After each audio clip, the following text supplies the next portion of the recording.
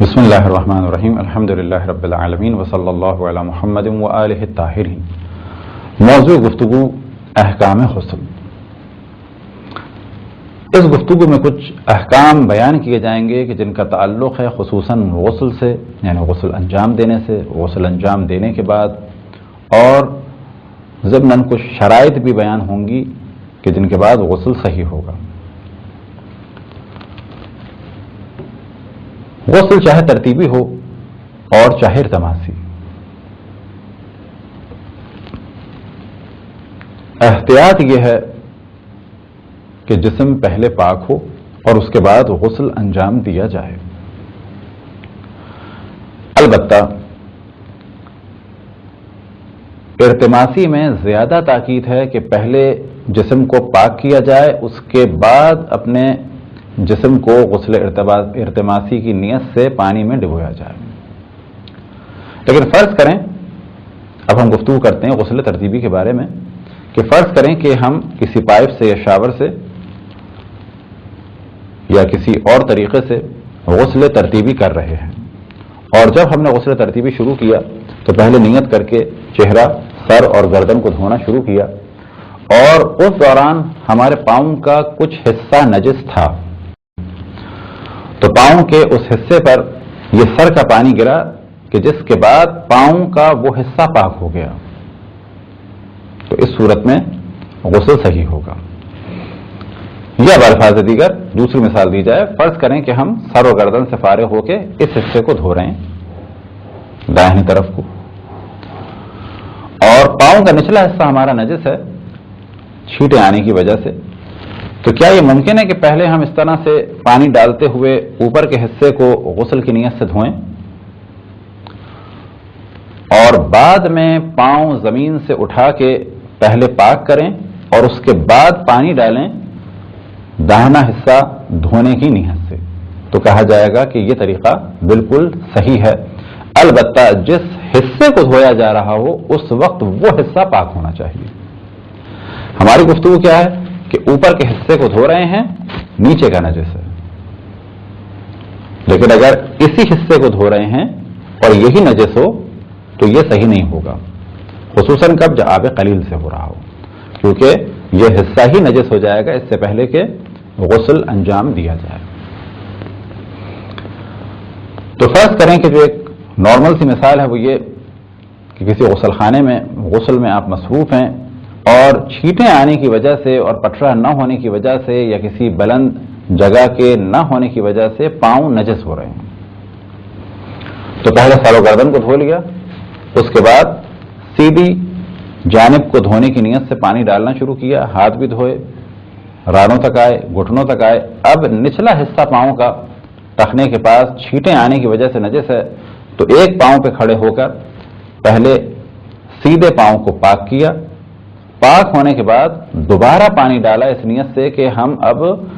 باقی حصے کو دھو رہے ہیں کہ جو سیدھے حصے کا رہ گیا تھا، تو ایسی صورت میں کہا جائے گا یہ سیدھا حصہ دھل گیا۔ اب اس کے بعد بائیں حصہ دھونا شروع کیا اسی ترتیب سے یہاں تک کہ بائیں پاؤں تک پانی پہنچا دیا، پھر گھٹنے سے نیچے کا حصہ فرض کریں نجس تھا تو ہم نے بائیں پاؤں کو اٹھایا، پاؤں کو پاک کیا، پھر پانی ڈالا اس نیت سے کہ ہم اپنے بائیں حصے کو دھو رہے ہیں۔ اب یہاں پر ایک سوال کے ذہن میں آ سکتا ہے کہ سیدھا حصہ ہم نے دھو لیا تھا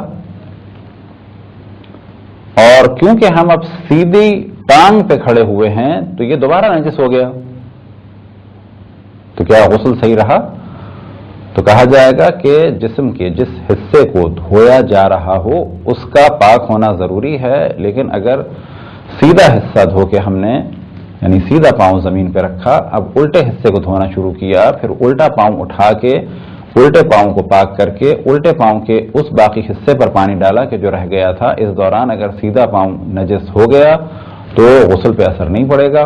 اب جب ہم نے الٹا پاؤں بھی دھو لیا تو آخر میں دونوں پاؤں پہ دوبارہ ہم پانی ڈال کے پاک کر سکتے ہیں، اس سے کوئی غسل پہ اثر نہیں پڑے گا۔ اور جیسے کہ پہلے توجہ دلائی کہ غسل التماسی میں بہتر یہ ہے کہ پہلے جسم کو پاک کیا جائے اور اس کے بعد جسم کو داخل کیا جائے پانی میں،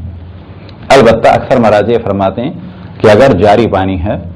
اور کر سے زیادہ پانی ہے یا کر کی مقدار ہے، فرض کریں کوئی نہر ہے، سوئمنگ پول ہے،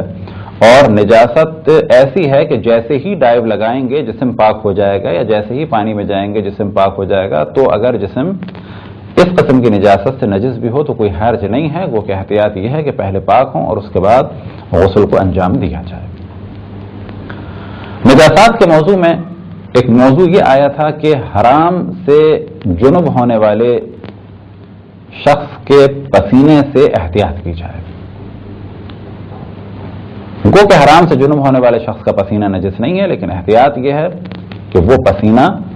جسم پہ یا لباس پہ نہ ہو نمازی کے۔ بس اگر کوئی شخص حرام سے جنب ہو گیا، یعنی اس پہ غسل جنابت واجب ہوئی معاذ اللہ کسی حرام طریقے سے، تو کیا یہ گرم پانی سے نہا سکتا ہے جبکہ اسے پسینہ آ جائے؟ تو کہا جائے گا بہتر یہ ہے کہ یہ ٹھنڈے پانی سے یا ایسے پانی سے نہائے کہ جس سے اسے پسینہ نہ آئے۔ یہ احتیاط ہے اور یہ عمل مستحب ہے۔ کیونکہ موضوع گفتگو احکام ہیں غسل کے، تو پھر یہ مسئلہ بیان ہو کہ اگر سوئی کے برابر بھی کوئی حصہ رہ جائے پانی پہنچنے میں، یعنی پانی نہ پہنچ پائے کسی حصے پہ، تو غسل صحیح نہیں ہوگا۔ فرض کرے کسی نے غسل کر لیا اور بعد میں اسے پتا چلا کہ ہمارے کوئی چیز لگی ہوئی تھی جو پانی پہنچنے میں رکاوٹ تھی، تو یہ غسل اس کا صحیح نہیں ہوگا۔ اور اگر وہ نماز پڑھ چکا ہے تو دوبارہ اس نماز کو پڑھنا ہوگا، یعنی پہلے غسل کرنا ہوگا اور بعد میں نماز پڑھنی ہوگی۔ ایک سوال جو بعض دفعہ ذہن میں آتا ہے، کیا دوران غسل کان کے اندر تک پانی پہنچانا ضروری ہے اور ناک کے اندر تک؟ تو جواب یہ ہے کہ جسم کے جس حصے کو ظاہری حصہ کہا جاتا ہے وہاں تک پانی پہنچانا ضروری ہے۔ مثال کے طور پہ اگر ہونٹ بند کر لیے جائیں ایک نارمل طریقے سے، کیونکہ ایک طریقہ ہے کہ بالکل اس طرح سے بند کیے تو کہا جائے گا نہ، یہ وہ طریقہ ہے کہ اگر کسی نے اس طرح سے ہونٹوں کو بند کیا اور غسل کیا اور پانی یہاں نہیں پہنچ پایا تو غسل نہیں ہو پائے گا۔ فرض کریں کہیں پانی ایسا تھا، اس کا ایسا ٹیسٹ تھا کہ اپنے ہونٹوں کو بالکل ایسے بند کر لیا اور اس کے بعد غسل کیا، یہاں تک کہ کچھ دیر کے بعد منہ کھولا اور یہ حصے خشک رہے اور پانی یہاں تک نہیں پہنچ پایا، تو ایسی صورت میں غسل صحیح نہیں ہوگا کیونکہ یہ ظاہری حصے ہیں۔ لیکن آیا دوران غسل اندر پانی پہنچانا ضروری ہے؟ تو جواب یہ ہے کہ اندر پانی پہنچانا ضروری نہیں ہے، گو کہ غسل کے مستحبات میں سے ایک مستحب عمل ہے کلی کرنا اور ناک میں پانی ڈالنا، لیکن یہ عمل واجب نہیں ہے۔ آیا ناک کے اندر تک پانی پہنچانا ضروری ہے؟ تو اندر تک پانی پہنچانا ضروری نہیں ہے، لیکن یہ جو ظاہری حصے ہیں یہاں پر پانی پہنچنا چاہیے۔ اسی طریقے سے کان کے یہ جو ظاہری حصے نظر آتے ہیں یہاں تک پانی پہنچنا چاہیے، لیکن بالکل اندر تک پانی پہنچانا یہ عمل ضروری نہیں ہے، بلکہ اگر یہ پانی پہنچنا خطرناک ہو تو یہ عمل بالکل صحیح نہیں ہوگا، لیکن یہ جو ظاہری حصہ ہے یہاں پر پانی پہنچنا چاہیے۔ پانی پہنچنے کے حوالے سے دو مسائل کی جانب توجہ رہے کہ اگر کان میں سوراخ ہوں تو کیا ان سوراخوں کے اندر بھی پانی پہنچانا ضروری ہے؟ تو جواب یہ ہے کہ اگر وہ سوراخ اتنے بڑے ہو چکے ہیں کہ وہ جسم کا ظاہری حصہ مانے جا رہے ہیں تو ان میں پانی پہنچانا ضروری ہے۔ جیسے کہ بعض بزرگ خواتین کے کان کے سوراخ بہت بڑے ہو جاتے ہیں تو انہیں تو پانی پہنچانا ضروری ہے، لیکن جن کے سوراخ بالکل ٹائٹ ہوں کیا اندر تک پانی پہنچانا ضروری ہے؟ تو جواب یہ ہے کہ وہ جسم کا ظاہری حصہ نہیں ہے اور اندر تک پانی پہنچانا ضروری نہیں ہے۔ اب ایک سوال ہے بالوں کے حوالے سے کہ اگر کسی کے بال بڑے ہوں اور کسی کے بال چھوٹے ہوں تو کیا حکم ہے بڑے بالوں کا اور کیا حکم ہے چھوٹے بالوں کا؟ تو اگر کسی کے جسم پہ بال چھوٹے ہیں، اور یہ گفتگو بھی تقسیم کی جا سکتی ہے سر کے بال اور جسم کے بال، جسم کے بال جسم کا حصہ مانے جاتے ہیں اور ان کا دھویا جانا ضروری ہے۔ اب گفتگو کرتے ہیں سر کے بال کے بارے میں۔ سر کے بال اگر چھوٹے ہوں تو ان کا دھویا جانا ضروری ہے، لیکن جس طرح سے خواتین کے بال ہوتے ہیں بڑے بال، فرض کریں کہ کسی خاتون کی چٹیا ہے یا کسی مرد کے اتنے بڑے بال ہیں، تو کیا سارے بالوں کو دھونا ضروری ہے؟ تو جواب یہ ہے کہ اگر کسی کے بال بڑے ہیں تو ان بالوں کا دھویا جانا ضروری نہیں ہے، بلکہ اگر کسی خاتون نے اس طرح سے اپنی چٹیا کو الگ رکھا اور نیچے جڑوں تک پانی پہنچا دیا اور سر تک پانی پہنچا دیا تو یہ عمل کافی ہے، کیونکہ اس کے بال بڑے ہیں۔ لیکن جس طرح سے عام مردوں کے نارمل بال ہوتے ہیں، یا اگر کسی خاتون کے بھی اس طرح سے بوائے کٹ بال ہوں، ایک نارمل قسم کے چھوٹے بال ہوں مردوں کی طرح سے، تو کہا جائے گا کہ ان کو بال دھونے ہوں گے اور پانی پہنچانا ہوگا۔ کچھ شرائط ہیں غسل کے صحیح ہونے کی۔ غسل کے صحیح ہونے کی شرائط کے بارے میں یہی کہا جاتا ہے کہ جو شرائط وضو کے صحیح ہونے کی ہیں وہی تمام شرائط ہیں غسل کے صحیح ہونے کی، لیکن چند شرائط ایسی ہیں کہ جو غسل میں ضروری نہیں ہے کہ ان کی جانب توجہ دی جائے۔ ان میں سے ایک شرط یہ کہ وضو میں شرط ہے کہ اعضائے وضو جس وقت وضو کیا جا رہا ہو اور ان اعضاء کو دھویا جا رہا ہو وہ پاک ہوں، لیکن غسل میں یہ شرط نہیں ہے۔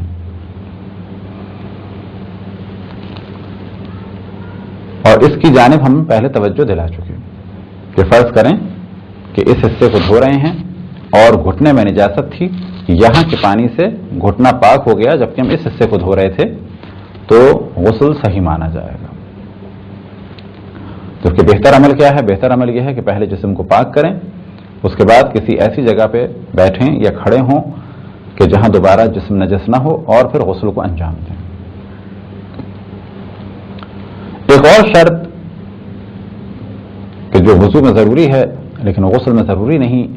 وہ یہ کہ وضو میں ضروری ہے کہ پانی اوپر سے نیچے کی جانب آئے، لیکن غسل میں پانی اوپر سے نیچے آنا ضروری نہیں ہے، گو کہ اگر یہ کام کیا جائے تو بہتر ہے۔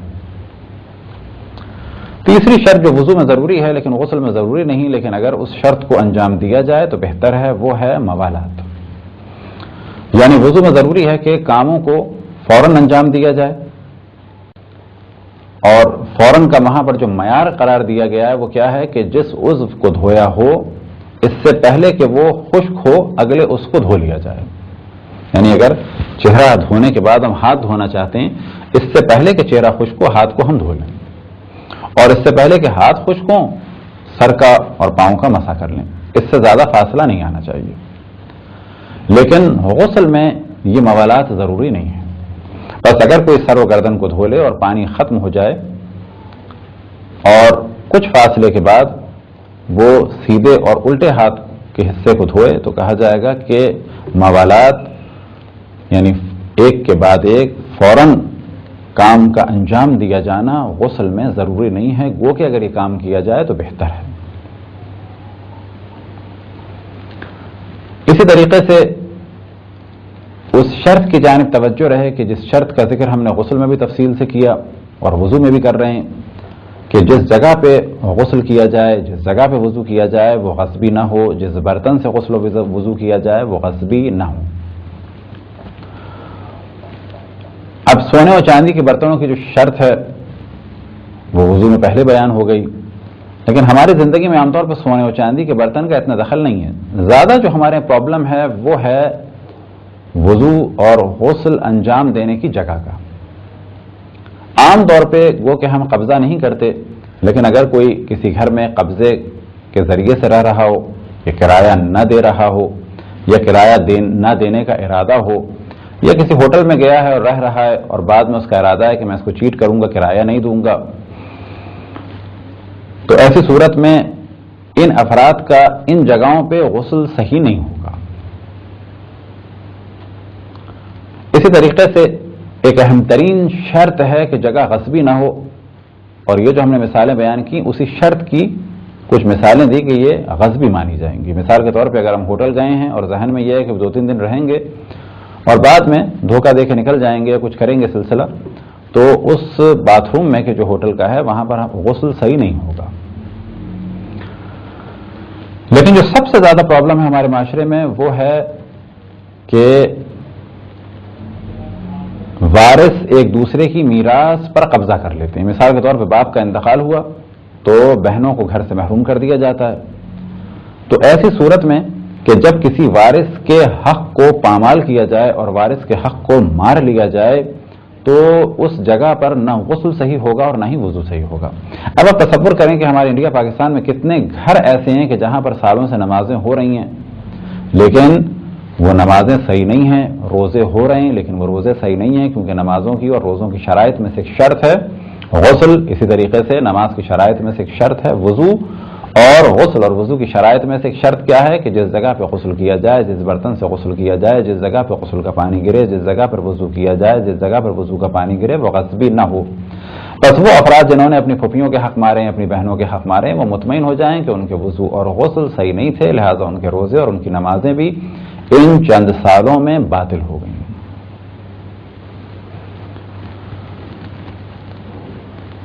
اب ایک سوال آپ سے کیا جائے کہ غسل اور وضو کے بارے میں کیا کہا جائے گا, یہ ایک اجتماعی عبادت ہے یا انفرادی عبادت ہے؟ تو جواب ہمارا یہ ہے کہ یہ عمل انفرادی ہے. گو کہ دروازہ بند کر کے اس غسل کو یا انفرادی طریقے سے وضو کا انجام دینا ہے, لیکن اس کی شرائط کا تعلق معاشرے سے ہے. یعنی اگر ہم ایک صحیح وضو یا صحیح غسل انجام دینا چاہیں تو ہمیں لوگوں کے حقوق کو ادا کرنا ہوگا. اگر کوئی شک کرے کہ میں نے غسل کیا یا نہیں کیا تو اسے غسل کرنا ہوگا. لیکن اگر کوئی غسل کے بعد یہ شک کرے کہ میرا غسل صحیح ہوا یا نہیں ہوا تو ایسی صورت میں غسل صحیح ہے, لیکن کب؟ کہ جب دوران غسل اس کی توجہ ہو کاموں کی جانب. اب فرض کریں کہ ہماری توجہ تھی سر اور چہرہ اور گردن دھوتے ہوئے اور ہم نے وہاں پانی پہنچایا, اس کے بعد سیدھا ہاتھ اور سیدھی طرف کو دھویا, پوری سیدھی طرف کو آگے پیچھے کے پورے حصے کو دھویا اور توجہ تھی, پھر اس کے بعد بائنا حصہ دھویا اور توجہ تھی. اب جب یہ غسل مکمل ہو گیا تو ہمیں شک ہو رہا ہے کہ پتہ نہیں صحیح ہوا یا نہیں ہوا, تو ایسی صورت پہ کہا جائے گا کہ اگر غسل کے دوران توجہ تھی تو بعد میں شک نہ کریں, یہ غسل صحیح ہے اور مومنین کی توجہ دلائیں اس امر کی جانب کہ شیطان کے حربوں میں سے ایک حربہ ہے وسواس. لہذا کچھ لوگ ایسے ہیں کہ جو عبادت اللہ سبحانہ و تعالیٰ کو انجام دینا چاہتے ہیں لیکن شیطان انہیں وسوسے کی وجہ سے انجام نہیں دیتا لیکن شیطان. لہذا کچھ لوگ ایسے ہیں کہ جو اللہ سبحانہ و تعالیٰ کی عبادت کرنا چاہتے ہیں لیکن شیطان انہیں وسوسے کی وجہ سے عبادت نہیں کرنے دیتا. وہ اتنا لمبا غسل کرتے ہیں, اتنا لمبا وضو کرتے ہیں کہ بعض دفعہ ان کی نمازیں قضا ہو جاتی ہیں اور شیطان اپنی سازش میں کامیاب ہو جاتا ہے. کس کے ذریعے سے؟ وسوسے کے ذریعے سے,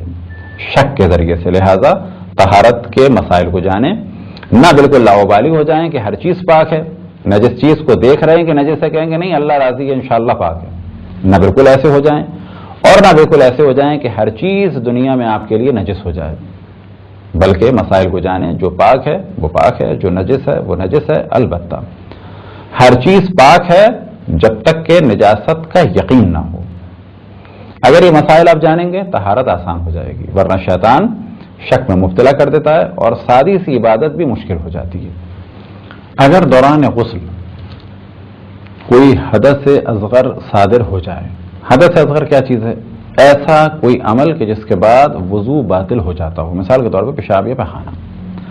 یا معدے کی ہوا کا خارج ہونا. بس فرض کریں کہ دوران غسل کسی سے حدث اصغر صادر ہو گیا تو وہ کیا کرے؟ اب یہاں پر مراج و زام کے فتاوی مختلف ہیں کہ ایک فتویٰ تو مراجع کا یہ ہے کہ یہ غسل کو انجام دے اور اس کا غسل صحیح ہے, لیکن نماز کے لیے پہلے یہ وضو کرے. لیکن احتیاط کا تقاضا یہ ہے کہ اگر دوران غسل کوئی حدث اصغر اس سے صادر ہو گیا, یعنی فرض کریں کسی نے سر و گردن کو دھویا اور اس دوران اس کا پیشاب خارج ہو گیا تو اب یہ کیا کرے؟ تو احتیاط کا تقاضا یہ ہے کہ یہ دوبارہ سر و گردن کو دھوئے اور غسل کو انجام دے. اگر کوئی یہ سمجھ رہا ہو کہ غسل کا وقت ہے اور نماز بھی ادا ہو جائے گی اور یہ سوچتے ہوئے اس نے غسل کو انجام دیا اور غسل سے فارغ ہوا تو اسے اندازہ ہوا کہ نماز قضا ہو چکی ہے, تو ایسی صورت میں غسل صحیح ہے اور پھر یہ نماز پڑھے قضا کی نیت سے. لیکن اگر وقت کم تھا اور یہ غسل انجام دے یہ جانتے ہوئے کہ اگر میں نے غسل کیا تو نماز قضا ہو جائے گی، تو یہ عمل صحیح نہیں ہے۔ کسی پر اگر چند غسل واجب ہوں تو وہ ایک ہی غسل کو انجام دے کئی غسلوں کی نیت سے۔ مثال کے طور پر کسی خاتون پر غسل حیض بھی ہے اور غسل جنابت بھی واجب ہے، اور اسی طریقے سے غسل مس میت بھی واجب ہے، تو ایک غسل کیا جا سکتا ہے اور 3 غسلوں کی نیت کرنی ہوگی۔ یعنی نیت کر لیں کہ میں غسل حیض، غسل جنابت اور غسل مس میت انجام دیتی ہوں، یہ وہ نیت کرے گی اور تینوں غسل اس کے انجام ہو جائیں گے ایک غسل کے ذریعے سے۔ اور یہی بالکل مثال ہے مردوں کے لیے کہ فرض کریں کسی پر غسل مس میت بھی واجب ہے، غسل جنابت بھی واجب ہے، تو یہ دونوں غسل انجام دے سکتا ہے ایک ہی غسل کے ذریعے سے، فقط اس کو دونوں غسلوں کی نیت کرنا ہوگی۔ وہ چیزیں جو جنوب پر حرام ہیں، تو ذکر ہوا کہ اللہ سبحانہ و تعالیٰ کا نام، اسی طرح سے انبیاء علیہم السلام کا نام اور ائمہ علیہم السلام کا نام اور جناب سیدہ سلام اللہ علیہا کا نام، اور اسی طرح سے حرام ہے اس کے لیے قرآن کی آیت کو یا قرآن کے کسی حرف کو چھونا۔ یہ مسئلہ پہلے تفصیل سے ذکر ہو چکا ہے، لیکن اب جو موضوع ہے وہ یہ کہ اگر کسی کے جسم پر لکھا ہوا ہو کوئی ایسا حرف کہ جو قرآن کا ہو، مثال کے طور پہ کسی کے جسم پہ واو لکھا ہے اور نیت اس کی قرآن کی نہیں ہے، ایسے لکھوا دیا تھا، لیکن فرض کریں کہ اس نے والعصر لکھوایا تھا، العصر ختم ہو گیا، واو باقی ہے، تو پوچھا جائے گا یہ واو کس کا ہے؟ اگر وہ کہتا ہے کہ میں نے ایسی واو لکھوایا تھا تو دوران غسل اسے چھو سکتا ہے، لیکن اگر وہ کہتا ہے کہ یہ میں نے والعصر لکھوایا تھا اپنے جسم پر اور اب واو رہ گیا ہے، البتہ لکھنے سے مراد اگر لکھا گیا ہے یہ کسی ایسی چیز سے کہ جو پانی پہنچنے میں رکاوٹ نہیں ہے، اب اگر وہ رکاوٹ بن رہا ہے وہ تو پھر غسل صحیح نہیں ہوگا، تو وہاں پر تو حکم یہ کہ پہلے سے چھڑانا ہوگا۔ لیکن یہاں پر موضوع ہے کہ جو کھال کے نیچے لکھا جاتا ہے، مثال کے طور پہ جس طرح سے آج دنیا بھر میں ٹیٹو بنانے کا رواج ہے، اور ٹیٹو بھی 2 طریقے کے ہوتے ہیں، ایک وہ جو کوئی اسٹیکر وغیرہ لگایا جاتا ہے، ایک وہ کہ جو کھال کے نیچے لکھا جاتا ہے۔ تو اگر کسی نے ٹیٹو بنایا ہوا ہے تو غسل تو ہو جائے گا، لیکن اگر لکھا ہے کوئی نام ایسا اللہ سبحانہ و تعالیٰ کا یا کوئی آیت لکھی بھی ہے تو اسے چھونا جائز نہیں ہے۔ اب یہاں پر گفتگو تقسیم ہو جائے گی 2 حصوں میں۔ فرض کریں کہ یہ کھال کے نیچے ہے اور جب ہم کھال پھیر رہے ہیں، کھال پر ہاتھ پھیر رہے ہیں، تو یہ کہا جاتا ہے کہ یہ بیچ میں ایک باریک سی کھال رکاوٹ بن رہی ہے اور ہمارا ہاتھ لکھے ہوئے پہ نہیں لگ رہا، تو ایسی صورت میں تو چھوا جا سکتا ہے۔ لیکن فرض کریں کوئی ایسا کلر ہے یا فاؤنٹین پین کی انک ہے یا مہندی وغیرہ سے اللہ لکھا ہے، اور جب ہم ہاتھ پھیریں گے تو وہ ہاتھ اللہ سبحانہ و تعالیٰ کے نام کو مس کرے گا اور ہمارا غسل نہیں ہے، تو ایسی صورت میں ہاتھ پھیرنا جائز نہیں ہے۔ بس اصل موضوع کیا ہے کہ آئے قرآن کو، اسی طریقے سے اللہ سبحانہ و تعالیٰ کا نام اور انبیاء اور معصومین علیہ السلام کے ناموں کو چھونا حرام ہے، کس پر؟ کہ جس پہ غسل جنابت واجب ہو، اسی طرح سے غسل حیض یا نفاس۔ اور اب ایسا شخص کیا کرے؟ تو کہا جائے گا کہ اگر کوئی چیز رکاوٹ بن رہی ہے، رکاوٹ کب بن رہی ہے؟ جب کھال کے نیچے لکھا ہوا ہے، لیکن اگر وہ کسی ایسے کلر سے کہ جو پانی کھال تک پہنچنے میں رکاوٹ کا سبب نہیں بنتا، فرض کریں مہندی وغیرہ سے لکھا ہے، تو اس کو چھونا حرام ہے۔ ایسا شخص کیا کرے؟ فقط پانی ڈال دے، اس کا غسل ہو جائے گا۔ البتہ یہ مسئلہ بیان کر دیا، مسئلہ بیان کرنے کی حد تک کیونکہ توضیح المسائل میں اور عروۃ الوثقی میں اس کا ذکر ہوا، لیکن نوجوانوں کی خاص توجہ دلائی جائے اس چیز کی جانب کہ جو آج کل ٹیٹو بنانے کا رواج ہے، یہ ایک بالکل غیر مہذب قسم کا سلسلہ ہے۔ نوجوان بلا شک فیشن کریں، لیکن شریعت کے دائرے میں رہتے ہوئے کریں، اور ایسا فیشن نہ کریں کہ جس سے ان کی شخصیت میں ایک نقص سا محسوس ہو۔ مثال کے طور پہ وہ ٹیٹو بنوائیں، یا یہ کہ ان کے کانوں میں کوئی ٹاپس وغیرہ ٹائپ کی چیز ہو، یہ وہ چیزیں ہیں کہ جو